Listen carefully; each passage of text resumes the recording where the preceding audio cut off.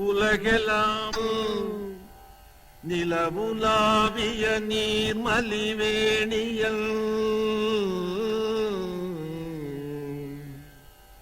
அலகில் சோதியல் அம்பலத்தாடுவான்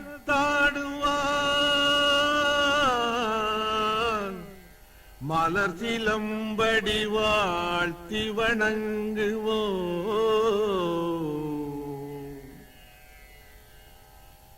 அன்புமிக்க பெரியவர்களே, உலகத்தில் மதம் என்பது தோன்றாத காலம், இருண்ட காலம், கற்காலம், காட்டுமிராண்டி காலம் ஒன்று உண்டு. அந்த காட்டுமிராண்டி காலத்திலே இருந்து மனிதன் நாகரிகம் அடைய தொடங்கிய போது அந்த நாகரிகத்திற்கு முதல் படியாக அமைந்தது மதம், இந்து மதம்.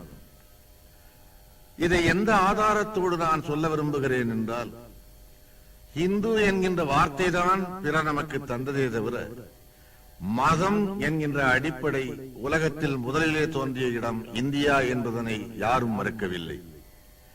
தனி ஒரு மனிதனும் தான் தான் ஏற்றுக்கொண்ட வழிபாட்டினை சமுதாய வழிபாடாக மாற்றிய போது மதம் என்கின்ற ஒன்று உருவகமாயிற்று. அந்த உருவகமான மதத்திற்கு பிறர் கொடுத்த பெயர்தான் இந்து மதம் என்றாலும் அந்த பெயர் வருவதற்கு முன்னாலே சைவம், வைணவம் என்ற இரண்டு பிரிவாக இந்து மதம் இயங்கிற்று. இந்த இரண்டு பிரிவுக்கும் எதிராக கிறிஸ்தவ மதத்தில் புராட்டஸ்டன்ட்கள் இருப்பது போல் இந்து மதத்தில் தோன்றிய புராட்டஸ்டன்ட்களே சமணர்கள் ஆவார்கள். சைவத்திற்கும் வைணவத்திற்கும் எதிராக சமண மதம் தோன்றிற்று. சைவத்தையும் வைணவத்தையும் விட வேகமாக புத்த மதம் தோன்றி வளர்ந்தது. உலகத்தில் எந்த ஒரு மதத்திற்கும் அதை தோற்றுவித்தவன் பெயர்தான் வைக்கப்பட்டிருக்கிறது. புத்த மதம் என்றால் அதை தோற்றியவர் கௌதம புத்தர். கிறிஸ்தவ மதம் என்றால் அதை தோற்றுவித்தவர் இயேசு கிறிஸ்து. ஆனால் இந்து மதம் என்பதனை தோற்றுவித்தவர் யார் என்றால் உலகம் யாரையும் அறியாது. காலம் அறியாது மட்டுமல்ல, தோற்றுவித்தவர் பெயரையும் அறியாமல் இயங்கிக் கொண்டிருக்கும் ஒரே மதம் இந்து மதமாகும். உலகத்திலே உள்ள பல பழங்கால சுவடுகளை எல்லாம் பார்த்தவர்கள் உலகம் முழுவதிலேயும் இந்து மதம் பரவி இருக்கிறது, அந்நாளிலேயே பரவி இருக்கிறது, 2000 ஆண்டுகளுக்கு முன்னாலேயே தன்னுடைய காலடிகளை பதித்திருக்கிறது என்று கருதுகிறார்கள். ஆனால் திரு காஞ்சி பெரியவர்கள் அவர்களோ ஒரு கருத்தை வலியுறுத்தி கூறுகிறார்கள். மனித மனோபாவத்தின் அடித்தளத்திலே இருந்து மத உணர்ச்சி தோன்றிய போது ஒரு ஹிந்துவுக்கு இந்தியாவிலே எந்த உணர்ச்சி தோன்றிற்றோ அதே மனித உணர்ச்சி உலகத்திலே உள்ள மனிதர்கள் அனைவருக்கும் தோன்றியிருக்கிறது. ஆகவேதான் அடிச்சுவடு ஒரே மாதிரி இருக்கிறது. அடிச்சுவடு ஒரே மாதிரி இருப்பதற்கு காரணம் உலகெங்கிலேயும் ஒரே மாதிரியான மத சிந்தனை ஆரம்பமாகி இருக்கிறது. அதுதான் என்று காஞ்சி பெரியவர்கள் அவர்கள் கூறுகின்றார்கள். மத சிந்தனை அடிப்படையில் எப்படி இருக்குமோ அப்படியே தோன்றி வளர்ந்தது இந்து மதம் என்பது இதன் மூலம் நிரூபிக்கப்படுகிறது. இந்து மதத்தினுடைய பல்வேறு பிரிவுகளையும் ஒவ்வொரு பிரிவுகளாக எடுத்துக்கொண்டுதான் ஒவ்வொரு மதமும் வளர்ந்திருக்கிறது. கொல்லாமை என்கின்ற இந்து மதத்தின் ஒரு கூறுதான் பௌத்த மதமாகும். அன்பு என்கின்ற இந்து மதத்தின் மறுகூறுதான் கிறிஸ்தவ மதமாகும். எல்லா மதங்களிலேயும் இருக்கின்ற எல்லா தத்துவங்களையும் நீங்கள் பார்த்தால் அது இந்து மதத்தின் ஒரு கூறாகவே இயங்குவதை பார்ப்பீர்கள். இந்து மதம் என்பதை நதியாக கொண்டால் சில மதங்கள் கால்வாயாக இருக்கின்றன, சில மதங்கள் வாய்க்காலாக இருக்கின்றன. எல்லாமே ஓடி கடலிலே ஈஸ்வரன் என்கின்ற கடலிலே கலக்க வேண்டியவைதான் என்றாலும் மகா நதியாக தோற்றமானது இந்து மதம் ஒன்றேதான். ஆகவேதான் இந்த மதத்துக்கு பெரிய பிரச்சாரங்கள் இல்லாமலேயே 6000 7000 ஆண்டு என்று கூட வயது சொல்லக்கூடிய அளவுக்கு அது உயிரோடு வாழ்ந்து வருகிறது, வளர்ந்து வருகிறது. இந்து மதத்திற்கு அழிவு சக்திகள் எதிராக அவ்வப்போது தோன்றியது உண்டு. ஆனால் தோன்றிய சக்திகளை அதை எதிர்க்காமலேயே அவர்கள் அழிந்ததாகவும் வரலாறு உண்டு. வேறு எந்த மதத்தின் மீதும் யாரும் கை வைத்து விமர்சனம் செய்ய முடியாது, இந்து மதத்தை செய்ய முடியும். அப்படி செய்த பின்னாலேயும் கூட இந்து மதம் நிலைத்திருக்கிறது என்றால் விமர்சனங்களையும் கடந்து அதனுடைய நியாயம் பரவி இருக்கிறது என்பது பொருள். இது வெறும் சந்நியாச மதம் அன்று, வானப்பிரஸ்தத்தை மட்டும் போதிக்கின்ற மதம் அன்று, எல்லோரும் துறவியாக வேண்டும், கடவுளை அடைய வேண்டும் என்று சொல்லுகிற மதம் அன்று. லௌகீக வாழ்க்கையிலேயும் இது கூடவே வந்து கொண்டிருக்கின்ற மதமாகும். எப்படி போகின்ற பாதையிலே எல்லாம், வருகின்ற அனுபவங்களிலே எல்லாம் திருக்குறளிலே ஒரு குறள் எதிரொலிக்கிறதோ, அப்படியே மனித வாழ்வில் ஏற்படுகின்ற அனுபவங்களின் போதெல்லாம் இந்து மதத்தின் ஏதாவது ஒரு தத்துவம் எதிரொலிக்கிறது. ஜனனம் தாய் தகப்பன் கொடுத்தது, மரணம் இறைவன் அழைப்பது. இரண்டுக்கும் இடைப்பட்ட வாழ்வு அரிதாரம் பூசாத ஒரு நடிப்பு. இந்த வாழ்வின் ஏற்றத்தாழ்கள் எவராலே நியமிக்கப்படுகின்றன, எவராலே நிர்வகிக்கப்படுகின்றன, எவராலே ஆட்டுவிக்கப்படுகின்றன என்பதை உலகம் இன்னும் அறிந்த பாடில்லை. சந்திர மண்டலத்திற்கு விஞ்ஞானம் போய் சேர்ந்து விட்டது. ஆனால் அந்த கப்பலில் பயணம் செய்கின்ற விஞ்ஞானியும் சர்ச்சைக்கு போன பின்னாலேதான் பயணம் செய்கிறான் என்பதை அறிந்தால், விஞ்ஞானத்தையும் கடந்து உள்ளே இருக்கின்ற மெய்ஞான உணர்வு அவனை அறியாமலேயே அவனை அங்கே தள்ளுகிறது என்று பொருளாகும். உலகத்திலே இருக்கின்ற எந்த ஒரு மனிதனையும் இந்த எண்ணம் விடாது. சுவாமி விவேகானந்தர் சொன்னார், மரணம் என்று ஒன்று இருக்கின்ற வரையில், நீ விரும்புகின்ற ஒன்று நடக்காத வரையில், விரும்பாத ஒன்று நடக்கின்ற வரையில் ஈஸ்வரன் என்பவன் நீ விரும்புகிறாயோ இல்லையோ இருந்து கொண்டே இருக்கிறான். சுவாமி விவேகானந்தரின் இந்த பழமொழியை உலகத்திலே மரணத்தின் போது உணர்ந்தவர்கள் உண்டு, ஜனனத்தின் போதே உணர்ந்த குழந்தைகளும் உண்டு, வளர்ந்து வரும்போது உணர்ந்த ஞான சம்பந்தர்கள் உண்டு, வாழ்க்கையில் அடிபட்ட பின்னாலே உணர்ந்த ஞானிகள் உண்டு. பல்வேறு கட்டங்களிலேயும் பல்வேறு அறிவிலே இது பெற்றிருக்கிறது. லௌகீகத்திற்கு துணை வருவது இந்து மதம் என்பதாலேதான் இந்து மதத்தினுடைய கடவுள்களை தம்பதிகளாகவே சமைத்தார். உலகத்தில் ஆண் பெண் என்று இரண்டு கடவுளையும் கணவன் மனைவியாக காட்டுகிற மதம் வேறொன்றும் இல்லை இந்து மதத்தை தவிர. மனைவி கடவுளுக்கு ஏன் என்கின்ற கேள்வி எழும்பும் போது மனைவி மனிதனுக்கு ஏன் என்ற கேள்வியும் கூடவே எழுகிறது. அந்த கேள்விக்கு பதில் காண விரும்புகிறவர்கள் இந்த கேள்விக்கு முதலில் பதில் காண வேண்டும். மனைவி மனிதனுக்கு தேவை என்றால் கடவுளுக்கும் மனைவி தேவை. இந்த லௌகீக உணர்வை ரெண்டு பேரையும் ஒட்டிய உணர்வாக வைப்பதற்காகவே தான் சக்தி சிவம் என்கின்ற இணைப்பை அது ஏற்படுத்திற்று. ஆண் பாதியாகவும் பெண் பாதியாகவும் இருக்கின்ற உலகத்தை அந்நாளிலேயே உணர்த்துவதற்குத்தான் அர்த்தநாரீஸ்வரர் என்கின்ற தோற்றமே இந்து மதத்திலே உருவானது. வாழ்க்கையின் லட்சியமே ஆண் பெண் இருபாலுக்குள்ளேயும் அடங்கிவிட்டது. இந்த இருபாலும் சேர்ந்து வாழுகின்ற வாழ்க்கையை இந்து மதம் அங்கீகரிக்கிறது. இல்லறத்திற்கு அது துணை வருகிறது. அதனுடைய தாற்பயங்கள், லௌகீக உணர்வுகள் எங்கிருந்து தோற்றுகின்றன? தாயிடமிருந்தே தோற்றுகின்றன. சுவாமி விவேகானந்தர் அமெரிக்காவிலே சிகாகோ நகரத்தில் பேசும்போது அங்கிருந்த இளம் பெண்கள் ஆண்களை எல்லாம் பார்த்து பெரியோர்களே தாய்மார்களே என்று அழைத்தார். அங்கே இருந்த இளம் பெண்கள் சிலர் சிரித்தார்கள். அவர் சொன்னார், நீங்கள் சிரிப்பது எனக்கு புரிகிறது. நீங்களோ இளம் பெண்கள், என்னடா நமக்கு இன்னும் திருமணம் கூட ஆகவில்லை, நம்மை இவன் தாய்மார்களே என்று அழைக்கிறானே என்று நீங்கள் கருதுகிறீர்கள். மேலை நாட்டிலே பெண் என்றாலே மனைவி அல்லது காதலி என்கின்ற உணர்வுதான் எங்கும் பெருக்கெடுத்து ஓடுகிறது. இந்தியாவை பொறுத்தவரை பெண் என்ற பெயரை கேட்டாலே தாய் என்கின்ற உணர்வுதான் எங்களுக்கு வருவது. தாய், தாயே என்று அழைப்பது எங்களுடைய லட்சிய கனவாகும். 18 வயது இளம் பெண்ணை பார்த்து 80 வயது கிழவன் பிச்சை கேட்கும் போது கூட, ஏன் 7 வயது சிறுமியை பார்த்து பிச்சை கேட்கும் போது கூட தாயே பிச்சை போடு என்றுதான் கேட்கிறானே தவிர சிறுமியே பிச்சை போடு அல்லது குமரி லட்சியம் மூலம் தாய். எவள் இல்லை என்றால் நான் இந்த பூமியிலே பிறந்திருக்க முடியாதோ, எவளை இழந்து விட்டால் நான் மீண்டும் அடைய முடியாதோ, அவளே என்னுடைய வாழ்க்கையின் தத்துவங்களை துவக்கி வைக்கின்றாள். என்னுடைய தாயை நான் வணங்குகிறேன். எனக்கு வாழ்க்கைக்கு துணையாக ஒரு மனைவி வந்திருப்பாளானால் அவளும் அவளை வணங்கியாக வேண்டும்.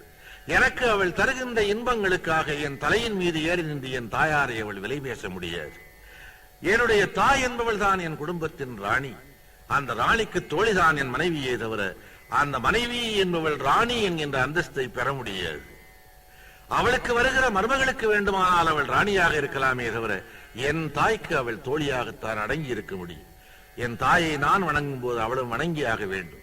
அப்படி வணங்க அவள் விரும்பவில்லை என்றால் என் மனைவியாக நான் அவளை அங்கீகரிக்க மாட்டேன். மேலை நாட்டிற்கும் இந்திய நாகரிகத்திற்கும் இதுதான் வித்தியாசம்.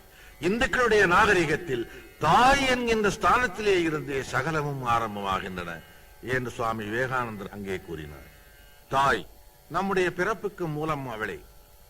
உலகத்தில் நமக்கு சர்வ நிச்சயமாக தெரிந்த உண்மை எது? தாய், அவள் மட்டுமே. இன்ன தாயின் வயிற்றில் பிறந்தோம் என்பதை மட்டுமே நாம் அறிவு. தாய் காட்டித்தான் தகப்பனை அறிவு. தகப்பன் கொண்டு போய் உட்கார வைத்து ஹரி நமத்து சிந்தம் என்று எழுதச் சொல்லும் போதுதான் நாம் குருவை அறிவு. அன்பே கடவுள், அறிவே தெய்வம் என்று குரு சொல்லிக் கொடுத்த பின்னாலேதான் நாம் தெய்வத்தை அறிவோம். அதனாலேதான் சுருக்கமாக 4 சொற்களை வைத்து மாதா, பிதா, குரு, தெய்வம் என்று சொன்னார்கள். இந்த 4 வரிசையிலே சர்வ நிச்சயமாக நமக்கு தெரிந்த ஒரே உண்மை மாதா, சந்தேகத்துக்கு இடமாக இருப்பது தெய்வம். சர்வ நிச்சயமாகவும் சந்தேகத்துக்கு இடமாகவும் இருப்பது பிதாவும் குரு. இவர்கள் இருவர் பற்றியும் சந்தேகம் எழலாம். இந்த சந்தேகங்கள் உண்மையாகவும் இருக்கலாம். தெய்வம் முழுக்க சந்தேகத்துக்குரியது, ஆனால் அடையும் போது அது முழுக்க உண்மையானது. மாதா சந்தேகத்துக்கே இடமில்லாது. அவளிடமிருந்து நம்முடைய ஜனனம் ஆரம்பமாகிறது. ஜனனம் ஆரம்பமாகும் போது இந்த தாயினுடைய வயிற்றில் நாம் பிறக்க வேண்டும் என்று கேட்டுக்கொண்டு வரம் வாங்கி பிறப்பதில்லை. அந்த இருவருடைய சந்தோஷத்தின் பலனாக ஆண்டவன் நம்மை அனுப்பி வைக்கிறார். அதனாலேதான் பிறப்பு என்பது ஆண்டவன் கொடுத்தது என்று அழைக்கிறார்கள் இந்துக்கள். ஆண்டவன் கொடுத்ததா, பிறகு தாய் தந்தை இல்லை என்ன என்ற கேள்வி கேட்கின்றவர்கள் இதை அறிய வேண்டும். தாய் தந்தையினுடைய விருப்பத்தின்படி நினைக்கிறோம். அதற்கு 2 கருவிகள், தாயும் தந்தையுமா. பிறப்பதானாலும் கூட 10வது மாதம் அந்த குழந்தை பிறக்கும் என்று ஒரு தேதி நிர்ணயிக்கப்பட்டிருக்கிறது.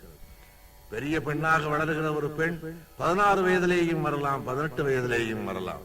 ஆனால் குழந்தை என்பது 10 மாதங்களிலே தான் பிறக்கும் என்பது ஒன்றுதான் உலகத்தில் உண்மை. அதன் பின்னாலே மரணம் என்பது இன்ன தேதியிலே வரும் என்று யாருக்கும் நிச்சயமான டைரி கிடையாது. 16லே வரலாம், 20லே வரலாம், 60லே வரலாம். எந்த வயதிலேயும் மரணம் வரலாம், விபத்திலே வரலாம், எந்த நிலையிலேயும் வரலாம் மரணம். ஆனால் பிறப்பு என்பது நிர்ணயிக்கப்பட்டது போல மரணத்தின் தேதி நிர்ணயிக்கப்படவில்லை. இன்ன தேதியில் இன்னார் மரணம் அடைவார் என்கின்ற குறிப்பு அவன் கையிலேயே ஆரம்பத்தில் இருந்திருக்குமானால் ஆண்டவனை பற்றிய சிந்தனை அவனுக்கு வந்திருக்காது. மரணம் எங்கே ரகசியமாக வைக்கப்பட்டதோ அங்கேதான் ஆண்டவன் தன்னையும் வைத்தான். மரணம் எப்போது வரும் என்று தெரியாதாலேதான் மனிதன் கோவிலை நாடுகிறார். ஆபத்திலேதான் ஆண்டவனை அவன் உணர்ந்து கொள்ளுகிறார். சாலையிலே போய்கொண்டிருக்கும் போது சந்தோஷமாக பேசிக்கொண்டு காரிலே போகிறவன் எதையும் பேசிக்கொண்டு போகலாம். ஆனால் அந்த கார் ஒரு மரத்திலே மோதும் போது அவன் வாயிலிருந்து அவனை அறியாமல் வருகின்ற வார்த்தை ஆண்டவனே என்பதே தவிர அடுத்தொரு வார்த்தை வராது. பெற்றவள் ஞாபகம் அல்லது பெற்றவன் ஞாபகம் கூட வராது. ஆண்டவன் ஆபத்திலேதான் தோற்றமளிக்கின்றான். ஜனனத்துக்கும் மரணத்திற்கும் இடையிலே அவன்தான் அந்த பாதையை உருவாக்கி காட்டுகின்றான். இன்ன தேதியில் இன்ன காரியம் நடக்க வேண்டும் என்று விரும்புகிற எவரும் அந்த காரியத்தை அடைந்து கொண்டே போனால் ஆண்டவன் ஒருவன் இல்லை என்பது உறுதியாகிறது. ஆகவேதான் காலங்களாலே காரியங்களை மாற்றி மாற்றி போட்டு அந்த கோடுகளை மாற்றி மாற்றி போட்டு காட்டுகிறார். அவனுடைய விதிப்படிதான் நம்முடைய பயணம் நடந்து கொண்டிருக்கின்றது. ஒரு பெண்ணை அடைய வேண்டும், நல்ல மனைவியை அடைய வேண்டும் என்று விரும்புகிறவன் அவளை அடைய முடியாமல் போகிறது.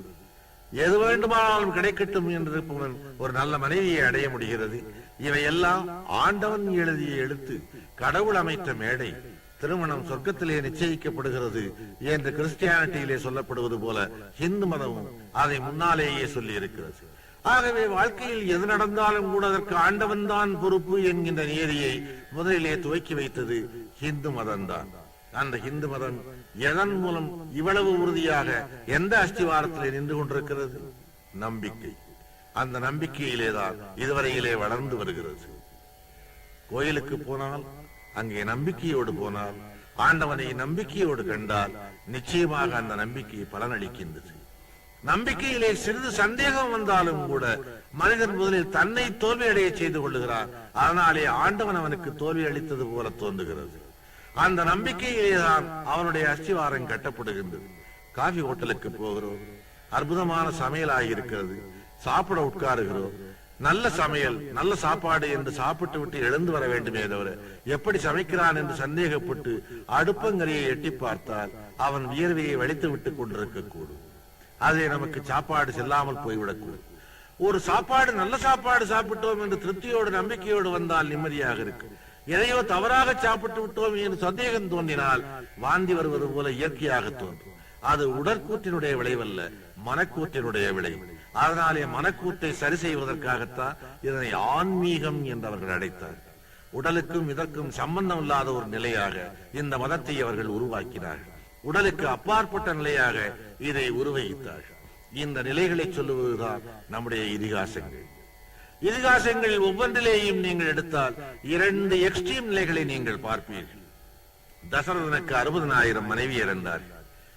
அது சாத்தியமா? அப்படி வாழலாமா என்கிற கேள்வியை விடுங்கள். அவனுடைய மகன் ராமனை ஏகபத்தினி வரதன் என்றார்கள். 2ஐயும் 2 துருவங்களாக ஆக்கி காட்டினார்கள். 2 வாழ்க்கையிலே எந்த வாழ்க்கை சரி, எது நியாயம் என்றவர்கள் போதிக்க வரவில்லை. அந்த வாழ்க்கையை ஏற்றுக்கொண்டான் தசரதன், இந்த வாழ்க்கையை ஏற்றுக்கொண்டான் ராமன். ஆனால் இந்த வாழ்க்கையை ஏற்றுக்கொண்ட ராமனை தெய்வம் என்று ராமாயணம் அழைத்தது. ஆகவே அது சொல்லாமல் சொன்ன தத்துவம் ஏகபத்தினி விரதமாகும்.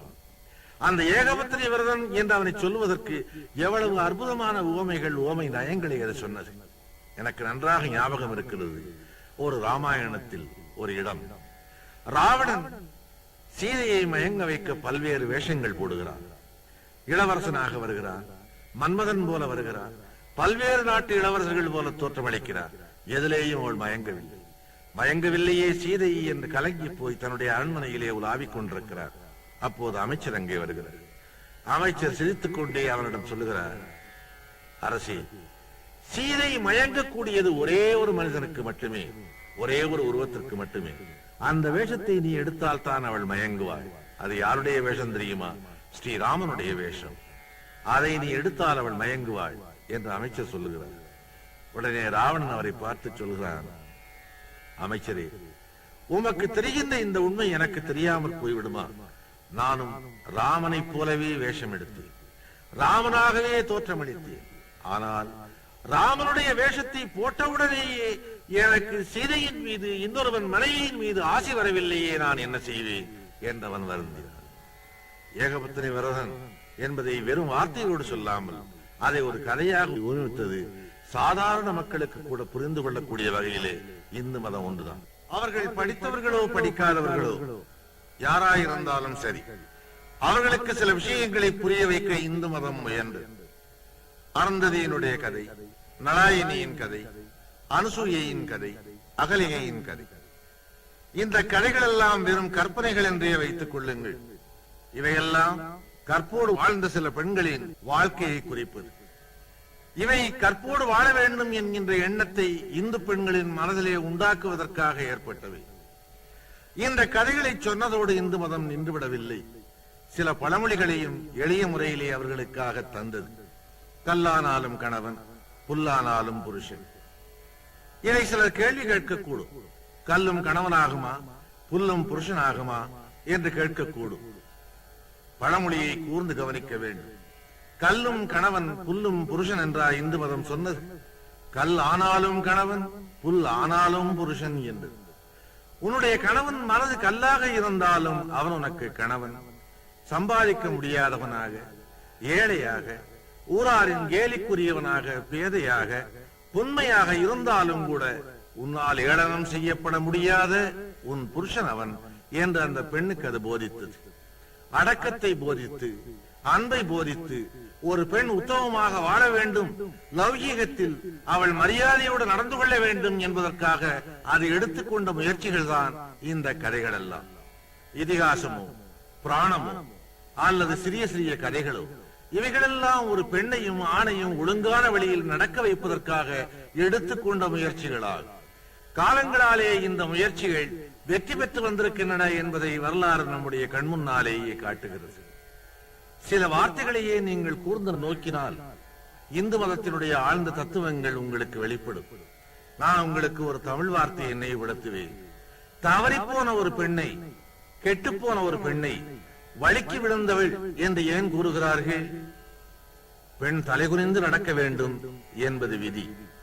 அவள் தலைகுனிந்து நடந்தால் பூமி எப்படி இருக்கிறது என்பதை கண்டுகொண்டு நடக்க முடியும். தலை நிமிர்ந்து நடந்தால் பூமியும் அவளை வழுக்கி விடக்கூடும். பூமியிலே அவள் வழுக்கி விழுந்தாள் என்பது மட்டுமல்ல, நிமிர்ந்து நடந்த காரணத்தாலே வாழ்க்கையிலேயும் அவள் வழுக்கி விழுந்தாள் என்பதற்காகவே அந்த ஒரு வார்த்தையை தமிழிலே சொன்னார்கள். தமிழ் மட்டுமல்லாது வடமொழியிலேயும் சில வார்த்தைகள் இந்த பெண்களையும் ஆண்களையும் லௌகீக துறையில் ஒழுங்குபடுத்துவதற்காகவே ஏற்பட்டவை. ஆக நம்முடைய இதிகாசங்கள் புராணங்கள் யாவையும் கற்பனை, வெறும் கதை, பொய் என்று சொல்கிறவர்கள் கூட தங்கள் வாழ்நாளிலே அனுபவப்படும் போது அவை உண்மையானவையாகவும் இருக்கக்கூடும் என்று கண்டுகொள்ளுகின்றார்கள். கண்ணனுடைய கதை, பஞ்சபாண்டவர்கள் கதை, பாகவதமோ பாரதமோ அதை முழுக்க நீங்கள் எடுத்துக்கொண்டு பார்த்தால் அது ஒரு தெய்வீக கதையாக மட்டும் உங்கள் கண்ணுக்கு தெரியாது. லௌகீக மனிதனுக்கு தேவையான சகல குணங்களையும் உள்ளடக்கிய ஒரு கதையாக அது தோன்றும். கண்ணன் ஒரு பெரிய கடவுள். ஆனால் அவன் உதவிக்கு வரவேண்டிய நேரத்தில் வரவில்லை. காலம் தவறி அவன் உதவிக்கு வந்தான். ஏன்? அறிவை மட்டுமல்லாது அனுபவத்தையும் கொள்முதல் செய்தாக வேண்டும் மனிதன் என்பது விதி. அந்த அனுபவத்தை மனிதன் கொள்முதல் செய்த பின்னாலேதான் ஆண்டவன் கூட காட்சி அளிப்பான் என்பதற்காகவே அந்த கதையை சொன்னார்கள். கண் இது கண்ணாடி என்று சொல்லிவிட்டால் கால் அதை மிதிக்கப் போவதில்லை. காலதை மிதித்து செப்டிக்கான பின்னாலேதான் அது கண்ணாடி என்று தெரிந்தால் கண்ணாடிக்கும் காலுக்கும் உள்ள பாந்தம் என்ன என்பதாவது புரியும். அதனாலேதான் அறிவை விட அனுபவத்தை மிக பெரிதாக இந்து மதம் தேர்ந்தெடுத்தது. அந்த அனுபவத்தின் காரணமாக விளைந்த விளைச்சல்களை இதிகாசங்களிலேயும் புராணங்களிலேயும் காட்டிற்று. அந்த கதைகள் இன்றைக்கு ஆங்கிலத்திலேயும் மொழிபெயர்த்து சொல்லப்படும் போது உலகெங்கிலேயும் ஆச்சரியத்தோடு வரவேற்கப்படுகின்றன. அமெரிக்க வானத்தில் இன்றைக்கு ஹரே கிருஷ்ணா ஹரே ராமா என்கின்ற கோஷம் பலமாக எழுந்து நிற்கின்றது. விரக்தி அடைந்து வேதனை அடைந்து வாழுகின்ற அளவுக்கு வாழ்ந்து பார்த்து இனி வாழ்வதற்கு எதுவுமே இல்லை என்று தெரிந்த பிற்பாடு அவன் கடைசியாக அடைய போகின்ற புகலிடம், அடைந்து விட்ட புகலிடம் ஹரே ராமா ஹரே கிருஷ்ணாவாக ஆகியிருக்கிறது. அது எப்படி? வாழ்க்கை தத்துவங்களை இந்துக்கள் தான் முழுக்க முழுக்க செம்மையாக சொல்லி இருக்கிறார்கள். தற்கொலை செய்து கொள்ள வேண்டிய மனிதனை தற்கொலை செய்து கொள்ளாமலே திருப்புவதற்கான ஒரே மார்க்கம் ஹிந்து தத்துவமே என்பதனை அமெரிக்க மக்கள் இன்றைக்கு கண்டு கொண்டிருக்கிறார்கள். நீ வாழ விரும்பினாலும் உனக்கு வழி இருக்கிறது, வாழ்வை வெறுத்து நீ ஓட விரும்பினாலும் வழி இருக்கிறது. ஆனால் தற்கொலை செய்து கொள்ள வேண்டிய அவசியமே இல்லாத ஒரு தத்துவ ஞானியாக திகழ்வதற்கும் வழி இருக்கிறது. இந்த மூன்றையும் ஒருங்கே அடக்கிய ஒரு மதம் என்பதாலேதான் எல்லா மதங்களையும் பார்த்துவிட்ட மேலை நாட்டு வானம் இன்றைக்கு ஹரே கிருஷ்ணா ஹரே ராமா என்கிற கோஷத்தை எதிரொலித்துக் கொண்டிருக்கிறது.